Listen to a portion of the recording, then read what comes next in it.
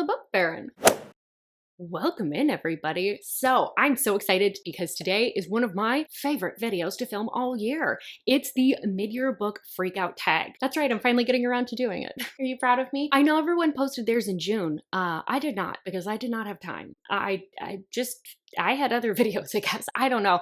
I just never got around to it, so I'm finally getting to it. So hopefully y'all are still interested in this tag. I will post the questions down below if you would like to do this tag for yourself. And if you are watching this video and you're like, this seems like a fun thing to do, you should do it. And I hate tagging actual people because I always feel like I'm gonna leave someone out and I don't wanna do that. But I am tagging you verbally, just not in the YouTube. You know what I mean? Couple things of note. As I said, questions will be down below in case you want to do the tag yourself. Number two, I'm not going to be explaining a whole bunch about the books because, like, I'm going to yap. I just know me. This is going to take forever to edit as it is, so I don't think we need to add too much in the way of explaining what these books are. If you want more of that, definitely go check out my wrap-ups and my vlogs and stuff like that, because you'll find more of that over there. Number two, future me who has to edit this is really going to hate me for this, but I'm not going to be holding back. I think the past couple of years I've tried to limit it to like 1 or 2 books, and I simply cannot be told what to do. I'm going to list as many books as I want. I was trying to limit myself, and then I was like, why am I doing this? I'm making my own rules. I'm the creator of my own destiny. Why am I doing this to myself? This is painful. So I just decided I'm gonna list as many books as I want. Future me, who's really not gonna like that, but I'm sorry, girl. Yeah, that's gonna be rough for her. Do your best. But without further ado, let's just jump into the questions, shall we? So the first question is, what is your favorite book that you have read so far this year? And the first book, that's right, I did more than one because contrarian, is Untouchable by Sam Mariano. I had not read Sam Mariano in a while, and then like towards the end of last year and the beginning of this year, I was like, what if I just tried to read like most of her backlist? Wouldn't that be fun? And then I did. And this was one of them. I'd put it off because it's my friend Nikki from Nikki and Booklands. I think this is her all-time favorite book. So I was like so nervous to read it because I was like, what if I don't like it? And I loved it. This is a bully romance, but unlike so many other bully romances where like the heroine will usually be pushed to a breaking point and then the hero like backs off because he's like, oh my god, there's a person under there and I do care. It turns out I was bullying because I had feelings for her. That's not what's happening here. This man, I don't know why I'm pointing to his arm. That man's a psychopath. He doesn't really care what Zoe wants, but Zoe, she's not like the other heroine. I hate that I said that. She is not going to get pushed around. She's going to figure out how to like subtly kind of manipulate Carter back and like make things work for her. They're like kind of doing the same thing to one another, but they're like playing by a different set of rules. Like he's coming in hot and she's like, okay, or crazy idea that's also going to somehow sound like your idea. We're just going to migrate that this way and then I can get on board. I think because of that, you just see like why these two are so good for each other, and the relentlessness that he pursues her with is just, it's so good. He basically weaves this trap where he was just like, there's no way you can get away from me. And Carter's humor is so dark. It's so dark and it made me giggle and I loved it. Probably means that something's not right in my head, but that's okay. We're gonna move on from that. That is my first one. This one was so good. The mind games are delightful in this book. Now the next one is actually part of the reason that I put off filming this video because I was supposed to film it a couple weeks ago, and then I started reading this book and I was like, hold please. We gotta wait till I finish this to make sure. And so I finished it today. So now I'm filming this video finally. It's Did They Break You by KV Rose. That's right, our girl Kaylee is writing again, which is so exciting. She brought all of the emotional goodness that she injected into Ecstasy. So many of the things that I loved about Ecstasy were in this book too. But then there was like also kind of like some aspects that felt like Untouchable. Just sits more in the emotional aspects because it's a lot of the heroine healing from her trauma and like finding her voice, and also really asking herself the question, like, can I fall for Cortland again? After everything I've been through, after all the pain, because she really has to battle society, she has to battle her friends in her real life who are like, he did this horrible thing to you. How can you be falling for him again and it not be manipulation? It just sits in this raised of gray areas where it's like, okay, but what really happened that night? He felt betrayed and bewildered, and he's angry at her because he's like, you could have cost, my entire future. And she's like, you did this horrible thing to me. You betrayed me. You like, I'm traumatized by this. It was so fascinating. It was so fascinating wrestling with those questions. And also just, I loved these characters so deeply. This is definitely character driven. It is a lot of these two healing and figuring out what their future looks like. And it's funny because both of these start with like this big unforgivable act. And then it's like, well, could they fall in love? It's funny because I would never compare these two, like ever, ever, ever. I would never compare Untouchable to Did They Break You? They have way different feels, but some of the overarching plot points like are similar. So I just thought that was kind of funny, but don't take that as me saying these are similar. They are not. Next up is the best sequel that you've read. And I'm kind of cheating with this one. Like, do we really consider interconnected series? Are the second books actually sequels? You know what I mean? But I am going to include some because you can't tell me what to do. You're not my real dad. First one is Antihero by C.W. Farnsworth. I just read this last month. This is the follow-up to False God in the second generation series. And I wasn't sure how we were going to pull Kit off because the way he's presented in that first book, playboy, blows things off. Like, he's a good younger brother, but he's not someone you really take seriously. But oh, he's so charismatic. He's kind of like the playboy that everybody wants. He is very charming. Like, you get why he's a playboy. You know how sometimes the playboy will kind of be a dick? Just turns out he's just hot. No, he has got personality too. I was gonna say he's a triple threat, but that's just two things. And he's so gone for Collins. I think that's what I really love too, is she just felt like, oh, he's just like kind of out of my league, but he was gone for her. And just them always fighting to like try and get their communication back on point. They were always trying to be good communicators. It was so good. The other book that I really liked, it's so funny, it's like the opposite. It's the heroine kind of doing all the pushing in this one, but it's Princess by Claire Kent. I didn't write down, is it the Kindled series? I think that's what it is. I love this series. The heroine is just like so isolated, so desperate, and has always kind of had like a little bit of a thing for the hero since they were first introduced. As he's older, he's also trying not to like have that power imbalance come into play. And so the heroine's just kind of like, okay, I don't know if you want me or not, but I want you, so I'm gonna make this happen. Those two books, I'm like, do they really count? I mean, interconnected? I guess kind of, but the best sequel that I've read that is proper connected, second sequel, girl, what's going on with you? You okay in there? We know what I'm talking about at this point, right? Like, I'm not gonna try and say that again. Great. It's The Lost Fisherman by Jewel E. Ann. This has got to be one of the most unique second chances I have probably ever read. The character growth, especially on the heroine's end, is leaps, bounds, incredible. I love to see how mature she showed up. I just think it's so rare in a duet to have the second book be stronger than the first book. Think of another time. Never. That's right.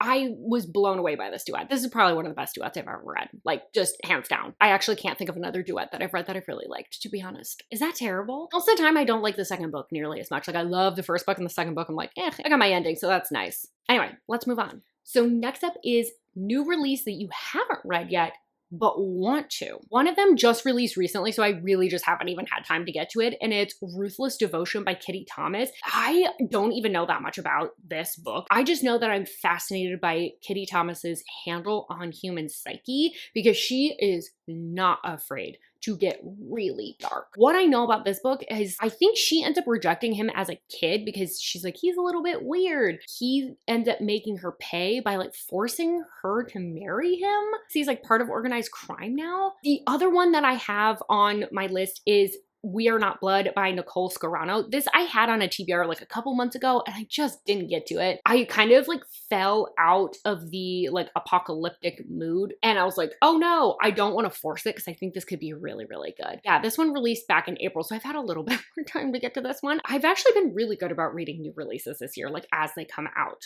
Like when I say I'm gonna read them. So good for me. Back to my point though. This one is about like three people that end up kind of, well, it's not really people. Well, I guess a Babel's a Babel. Yes, a Babel is a people. Where was I going with this? Yes, so guy's like 30 something. The gal is like a 20-year-old college student. And then the third person is like a baby that they find. And the goal is to eventually separate once the hero gets them to safety. And then that just keeps not happening. And it's supposed to be like a proper series. So I guess this has like a little bit of a light cliffhanger and it's supposed to be really slow burn, and I love slow burn. I just feel like that's gonna make the romance so much more juicy for like the whole series rather than just like everything happening in the first book. So those are the two that I definitely have my eye on. Next up is the most anticipated releases for the second half of the year. And always with all of these, double check. I don't know why I pointed over here, but you in the audience, with all of these, I'm putting out the dates as far as I know them currently. These could change. My gal Harley LaRue is coming out with a new release. It's The House of Rain. It's supposed to come out at the end of September. This is catnip for me. One, it's Harley LaRue. I mean, hello. Number two, it's sapphic. There's also a survival element because they are trapped on an island together. And I think someone's maybe stalking them or something like that because there's supposed to be like a horror element as well, but they have to like band together for survival. And there's supposed to be religious trauma and family trauma. I'm so excited because I think this was made for me. I think she wrote this for me. Well, she probably wrote it for her, but in my mind, it's written for me. The next one is Make Me Scream by Marie Anne. Marie Anne's writing again. I'm like so giddy. So this is a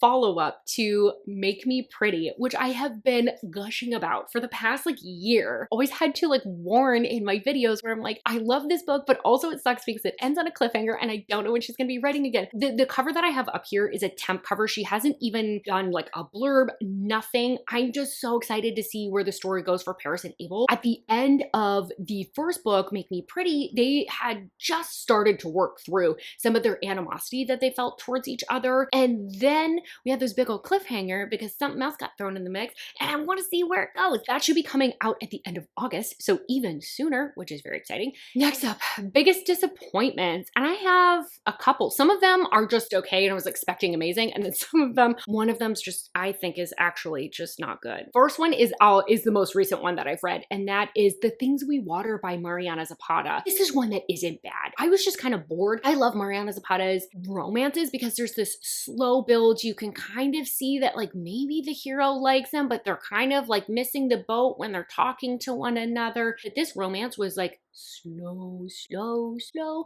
Why did I sing that? That was so weird. Snow, snow, snow, snow, snow. Ignore me. But then they had one conversation like 80% into the book, and then they were like, we've always loved each other and it's always been this way. And I was like, whoa, we missed so many of the in-between steps that's the part that I like. I definitely feel like this is more of like slice of life and more about like what it means to be a parent. I think this will be much more enjoyable on audio rather than eyeball reading it, just because it is so long. And I think some of the aimlessness would be more forgivable on an audio. The next one is one that I read a while back and I didn't like this one. It was a little nasty thing. It's Irreversible by Jennifer Hartman and Shelley St. Clair. I didn't write down the second author's name. Sorry. I actually didn't like this one. I ended up DNFing it. Not that it was pitched okay. Slow down. This was pitched not necessarily as something that was supposed to be like comparable to Still Beating, but it had a similar-ish sounding premise. It's going to be like all captivity. It was going to be these two people that met in captivity and then like escaped together rather than the healing process after being held captive. But I hated the hero. He was such a dick to the heroine for no reason. And then there was also just like a lot of flashbacks and dream sequences and them just sitting around telling each other stories, like not even real things, but just telling each other stories. And it was just so incredibly boring. It's like when someone tries to tell you about their dream and you're just like, I don't fucking care. That's how I felt about this book. And then the last one is another more recent one, and it's A Curse Carved in Bone, and this is by Danielle L. Jensen. This is a sequel to A Fate Inked in Blood. Don't think that this is actually bad. I think if I had been able to adjust my expectations or known a little bit more going in that it was going to be plot heavy, I think I would have probably liked it. And I think if I had just been able to adjust my expectations and known that, maybe I would have liked it more. But yeah, I loved the first book because of the romance. I was hoping the second book would have a little bit more of it too. And it's also sadly yet another example of a duet where I love the first book and don't like the second book. So next up is Biggest Surprise in the Moon Hatched by Sarah A. Parker. This is a fantasy romance and it's really, really popular. And I just was kind of like, oh no, those are things that usually don't work out for me. The longing in this book is amazing. Oh my God, I loved it so much. The world building is beautiful. I'm not a person who particularly loves like beautiful prose, or I need writing to just like exist and not be noticeable to me, but this was beautiful how everything was described. The world was so rich, and I was having so much fun exploring this world, exploring the politics. It was so fun to peel back the layers, and then it also, on top of everything, it was already such a good book, and then had this incredible cliffhanger. I need more of this world. Like, it's all I want to read. And then finally was Beautiful Fiend by Lola King. This one definitely surprised me. And look, is this one a literary masterpiece? Absolutely not. You need to go in thinking of it as a soap opera. While this is definitely not my favorite book from her by any stretch, it was the thing that kicked off my interest in reading any of her other books. She just delivered this like dark, unhinged, wild ride that I could not look away from. And it's really got me invested and interested in reading the rest of her backlist, because this was like really what kicked things off for me, and honestly what saved me from slumping after I read Untouchable. The next question is a new favorite author, debut, or new to you. So as I said, Lola King was a new to me author, and I'm gobbling her stuff up. It's like everything that I read from her, it's like the next book, I'm like, no, this is my favorite. And then I read another one, I'm like, no, this is my favorite. I'm just really enjoying reading her backlist because there is so much and everything's connected. And then the other one is Jewel E. Ann. She's a very recent read. Like I said, I don't think I've ever read a stronger romance duet than the Fisherman series. I just loved her casual approach to religious deconstruction, and it just like everything about that felt so natural. It's really got me interested in reading her new series that she's coming out with, the Apple Tree and Sunday Morning. Honestly, I don't have a ton of new favorite authors because I had such a horrible slump that was kind of going on towards the end of last year and sort of like was plaguing me a little bit coming into this year, that I haven't really been branching out very much. So I would love to know what y'all's favorite authors are that are like you've newly discovered this year, because I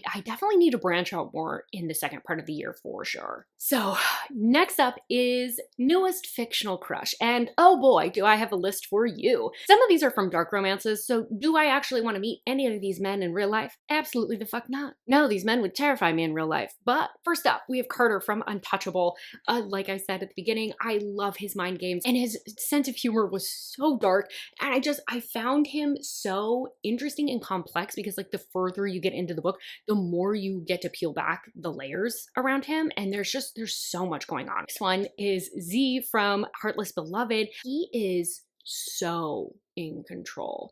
He is so unbothered, and there is something so sexy about that. He was like getting beat up, like he's watching a shop getting wrecked, and he just sits back. So this is all actually part of the plan. I don't even need to worry about it. He's got this under control, because what I hear is he will provide for me. Now, this is one that I think kind of blurs the lines. What are you talking about? Blurs the lines between like dark and soft, and it's Cortland from Did They Break You? He is dark, and he's going to be rough. He's gonna take his anger out on the heroine, but he also wants to give her the world. And his biggest fear is that he can't give that to her, and that she's not healed enough for him to be her partner. What? Him to be her partner. Yes, no, I said that correctly. There was one scene, oh my God, you guys. I know I'm unwell in the head. He has to protect the heroine, and we are playing by like real world rules. We're not in a mafia book. They are in danger, and he is literally prepared to shoot the person. He wants to protect her at all costs. And I was just like, yeah, I'll take more of that. That's, yum. I loved how much he was always thinking about how he was going to protect her, even if that meant like he didn't get to have her. He was going to sacrifice himself. And then finally, an actual hero that I would love to meet in real life, Kit from Antihero. Like I said, he's got charisma that just jumps off the page. He's so charming. He's so funny, and he's so willing to try and continue to make things work. Even when he fucks up, he's like, I'm gonna make it right, and I'm gonna show her that she can rely on me. And I loved how gone he was for the heroine while still being this very like alpha hero. All right, well, hopefully the lighting doesn't look too different. My mom called me in the middle of filming. Happy to talk to her, but definitely took a minute, so hopefully it's not too different. The next question is, or the next prompt is, new favorite character. And the first one is another Kit from My Favorite Bad Decision. So she's the heroine for that book. She's one of those people that just needs to take care of everybody. It's like deeply self-sacrificing, but doesn't seem that way on the surface. Like she seems like she's very icy and kind of shuts people out out, but it's just because she's so protective. She's kind of the bulldog for the family. And she ends up making all these sacrifices in her life and realizes over time through the help of the hero Miller, who honestly could have been in fictional crushes as well, but through him is really able to realize that she can have the life that she wants. She just has to actually go after it and put up some good boundaries in her life. And then Remy from Did They Break You? I don't know, I found her fascinating. She's a little bit frozen and she's just so traumatized. She's so fearful, but she's still trying. Like, she's still trying to show up. Her healing is so messy and it pushes the people around her away. And she's trying so hard to navigate this life, this shit deck of cards that she's been dealt, and still in the process have dreams for the future and still have friendships. Also, like, finding her voice throughout the book, because she really struggles with that. She can get angry and she can get physical, but really finding her voice. I found that whole character arc really, really fascinating. Books that made you cry. I'm going to be broadening this because I don't really cry a lot in books. I usually kind of just get like emotional or misty-eyed with most books and not like fully eyeball tearing. I guess that is a way to describe crying. And I don't say this with pride. It's just my family and my culture. That's not the point. We're not here for therapy. So the first one obviously is Did They Break You? Again, there's so much trauma and healing, but I've yapped about that so much. I love that book. We'll move on. I don't want to bore you with this. So some new ones, new books entering the chat. First one is Runaways by Elle Mitchell. The heroine just gets to this place where she is so broken, so abandoned by everyone that she almost gives up, and the heroes just swooping in to be like, no, and save her in that moment. I just like, oh, I felt it. They were right there. They didn't fall, but they sure tried. And I think that that counts. The next one is Exodus by Kate Stewart. This is a more recent read. It even has a reference to New Moon in this book.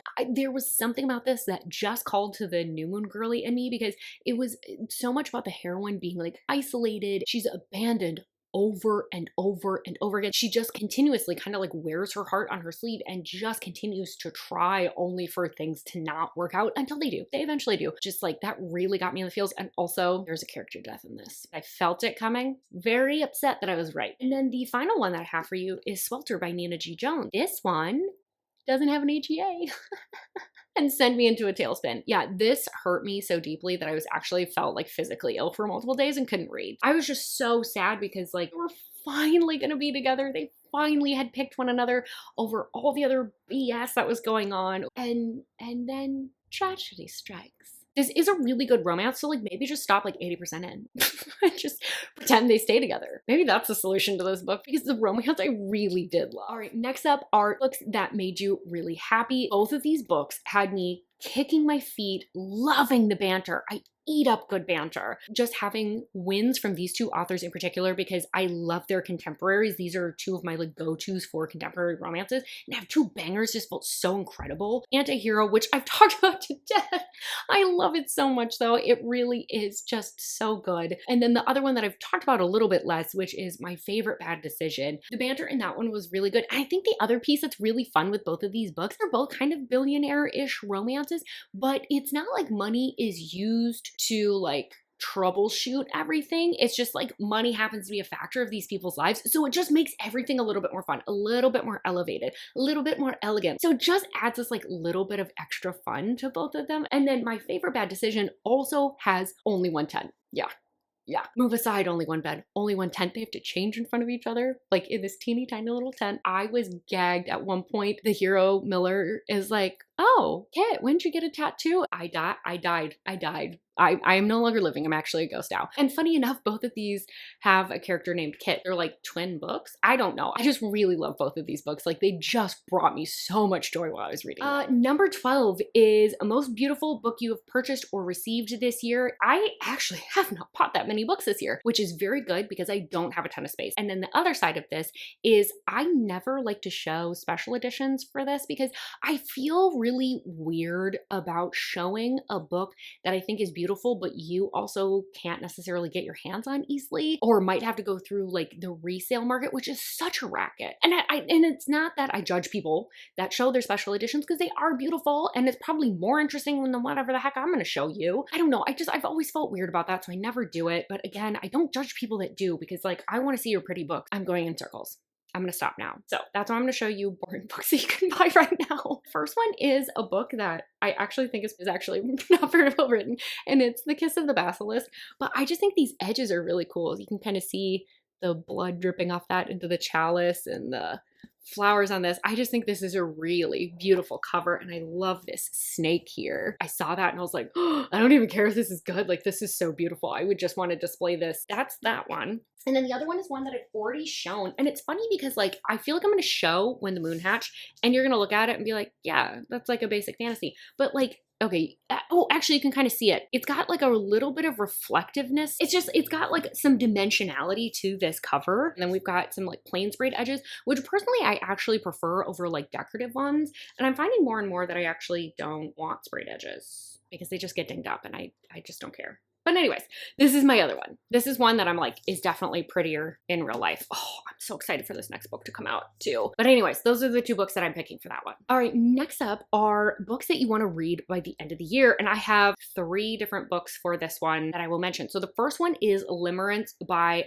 H.C. Dolores. So I have been told that this is similar to Untouchable, but also has a murder mystery. I have put off reading this for a couple of reasons. One, because it was really close to Untouchable. I don't want to read it like too close to reading Untouchable because then that would just be silly. And also it was an incomplete duet. Kind of want it to be complete so that I can just read the full thing so that I could just like dive in. And also, like I said, I needed Untouchable to not be so fresh because it is such like a top tier, like god tier book to me. The next one is one that I don't think I've ever talked about, and it's Shadowface by Rhea Ryan. Every review is kind of like, well, I don't know how to describe it, and it's kind of hard to explain, and I don't want to spoil it. So it's really hard to tell like what's actually going on with this book, but a lot of my friends on Instagram that have very similar tastes to me when it comes to dark romance really love this book. It says that there's like ancient evil that's afoot or something, but I don't think it's paranormal because it's not tagged as paranormal on Goodreads. I'm assuming that it's human, like Scooby-Doo could like unmask this ghost. It's supposed to be like secret society and stalker and serial killer. I'm so excited. And apparently there's a lot of trauma, so I'm excited, I'm not excited to have that. Hold on. I just think that it's sounding like it's got a lot of promise and that it'll have a lot of complexity to the characters in addition to having a fun, dark, juicy story. Yeah, that's what I'm going with. And then finally is Insatiable by Lee Rivers. So I'm still hoping to read this before the book signing that I go to later this month. I'm actually hoping to do a buddy read with Nikki for this, but we'll see. Her slump's kind of been a killer. Oh, this is so funny. You guys, Nikki just texted me that she wants to read Insatiable now. Oh my God, what are the chances? I guess that's what I'm reading next. Surprise! Fate knows what it's doing here. Don't even worry. Like, I'm gonna get to that one so quick. Oh, last one, Land of the Beautiful Dead by R.Lee Smith. I really want to read that one. I actually started it and it was so intriguing, but then I got distracted by a bunch of shiny new releases. So I just didn't finish it. And it's also like 800 pages. So I have a feeling I'm gonna have to really pace myself with this book. Do really want to read it because I just hear amazing things about R.Lee Smith. All right, and then the last one is one that I always struggle with, but I have lucked out the past couple of years because I've always been able to say Dune. And that's been the best book to movie adaptation. So here's the thing. I genuinely cannot think of one. I don't get excited about many book to movie adaptations. Well, I guess Old Guard, technically, I've never read the books, but the second movie is coming out. And so when I watch that, I'm sure that that'll be bomb because I loved the first movies. And Wild Robot. Final answer, Your Honor. I don't know how that was a game show and also court, but don't worry about it. Wild Robot, that was so cute. I watched it when I was like hungover on the couch. It was amazing. I loved that. All right, so those are all the questions or prompts for this.